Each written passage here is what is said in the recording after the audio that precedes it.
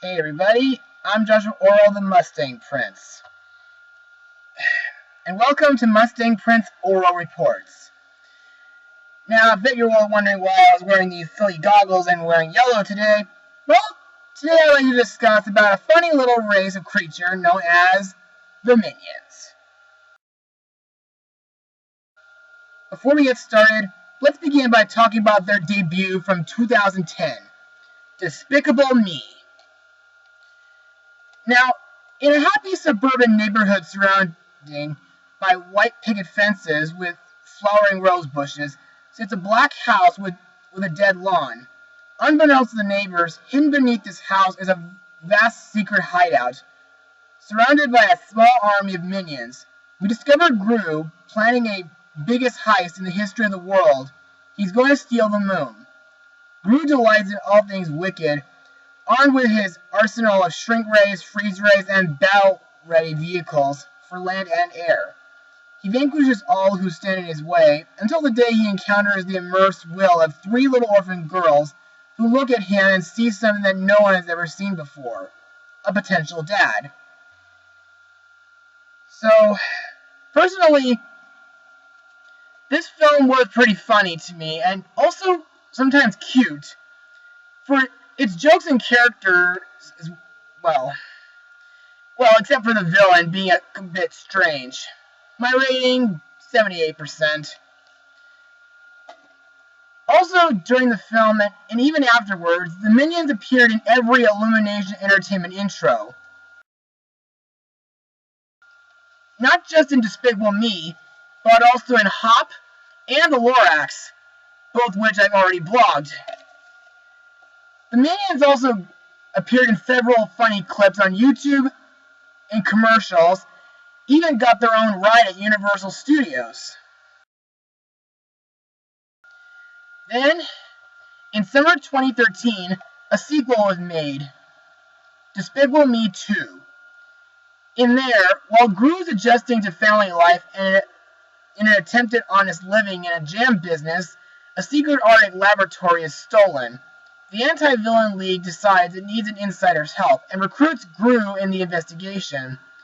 Together with the eccentric AVL agent Lucy Wilde, Gru concludes that his prime suspect is the presumed dead supervillain El Macho, whose teenage son is also making the moves on his eldest daughter, Margot. Seemingly blinded by his overprotectiveness of his children and his growing mutual attraction to Lucy, Gru seems more on the wrong track, even as his minions are being quietly kidnapped for some malevolent purpose. Now, in my eyes, this film was way better than the first film, with the use of more drama, more humor, more character development, and of course El Macho is a way better supervillain than Vector. My rating? 100%. Now, you may also remember that during the end credits of Despicable Me 2, the Minions were holding auditions for a spin-off / prequel film starring themselves. And that film is the subject of today's blog. Released on July 10th, 2015, the movie is Minions. Now, on with the blog. The revolutionary Minions, Kevin, the leader, Stuart the rebel, and Bob, their lovable little brother, left the Minions tribe, which have served their ex-masters, from the famous dinosaur T-Rex to Napoleon the Great, and went seeking for a new master. Finally, their journey ends in London, after being recruited by a female supervillain named Scarlet Overkill and her husband Herb in Orlando, Florida, who wanted to rule the world. Now the three Minions must face a new challenge, saving all the Minion tribes from a huge plan of Minion annihilation. So, what did I think of this film? Well, let me just say that this film is the funniest film I've seen this summer. I mean, sure, it's not better than these two films, but it's a much better spin-off film than what DreamWorks gave us last year. No offense, Skipper. But in order to explain why I like it, let's move on to Mustang Notes and I'll tell you why. In July 2012, Universal Studios and Illumination Entertainment announced that the Minions from Despicable Me would get their own spin-off film and was planned for a 2014 release date. On August 21st, 2012, it was announced that the film would be released on December 19, 2014. On September 20th, 2013, my 23rd birthday, the film's release date was pushed back from December 19, 2014 to July 10, 2015, due to Universal's satisfaction with the July release of Despicable Me 2 and desire to exploit fully the merchandising potential of a summer movie.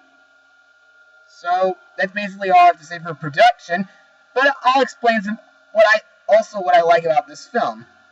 So, for an Illumination Entertainment film, the animation for this film is pretty great. In my eyes, it makes the movie very zany, cartoony, that it greatly gets your attention pumped. It even makes the world settings look great too, from Antarctica to New York City to Villicom to London. Speaking of which, while most of the film takes place in London, it does bring back memories of the time I visited there back in summer 2010. Plus, the Tower of London in this film was my first stop on my first day there. I mean, not counting the day I arrived, though. The jokes in this film are pretty good, too, though some might be a bit mature for younger crowds. Also, there is one joke that made sense for this film's time period, which was actually a Beatles reference. I also love the action scenes that involve car chases, explosions, and even a few fight scenes. So, now that I'm done with behind the scenes, animation, and, well, positive thoughts, let's move on to the cast of this movie. Our main characters, Kevin, Stuart, Bob, and the other Minions, are all voiced by director Pierre Coffin, who years before this film served as in-between artist of We're Back, A Dinosaur Story. Now, in the film, they say that these guys have lived since the beginning of time, and have been, well, they've been having trouble keeping a boss to work with. Anyway, the Minions are the funniest characters I've ever seen on screen. Also, if you guys have seen my Box Trolls blog from last year, you know that I did compare the Minions to the Box Trolls because of their genius craftsmanship, loyalty, and their silly gibberish.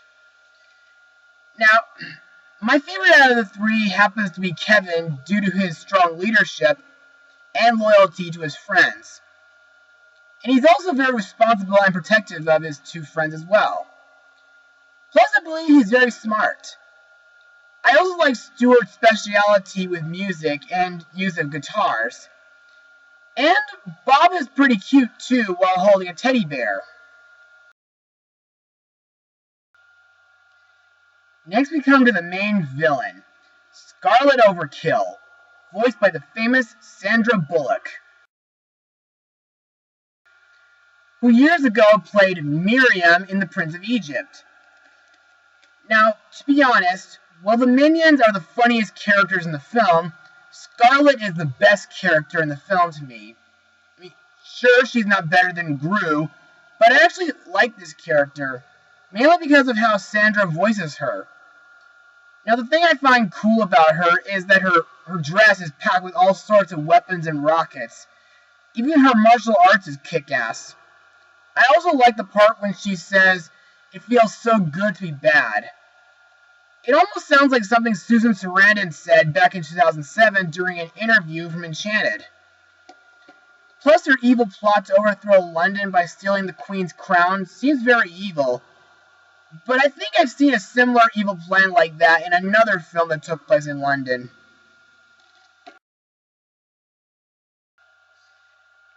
And next we have Scarlet's husband, Herb Overkill, voiced by John Hamm, whom I only know from Shrek Forever After.